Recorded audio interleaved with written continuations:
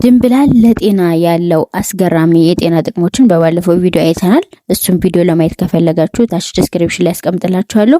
ዛሬ እንዴት እናዘጋጅ የሚለውን እናያለን። አብራችን ቆዩ። አብዛኞቻችን እንደምናውቀው አዘገጃጀቱ ቀለል ያለና ሲምፕል ነው። ብዙም የሚያስቸግር አይደለም። ብዙዎቻችን የምንጠቀምበት ነው። የመጀመሪያው የድንብላል ሻይ፣ እርሱም በመጀመሪያ ከ1 እስከ 2 ማንኪያ የሚሆን ተቆልቶ የተፈጨ ወይም እንዲሁ የተፈጨ የድንብላል ዱቄት ከ1 እስከ 2 ብርጭቆ በሚሆን ውሃ አፍልቶ መጠጣት።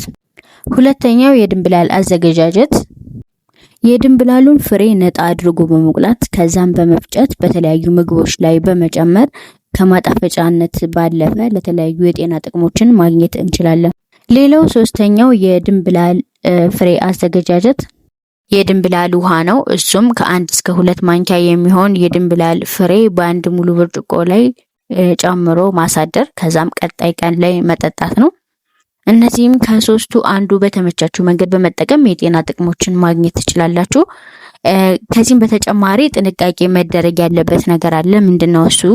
ጥንቃቄ መደረግ ያለበት የስኳር መድኃኒት የምትወስዱ ሰዎች ይሄንን አብራችሁ ስትወስዱ የስኳር ሌቭሉ በጣም ሊቀንሰውና ሃይፖ ውስጥ ልትገቡ ስለምትችሉ አጠቃቀሙን በጣም በጥንቃቄ መሆን አለበት ማለት ነው።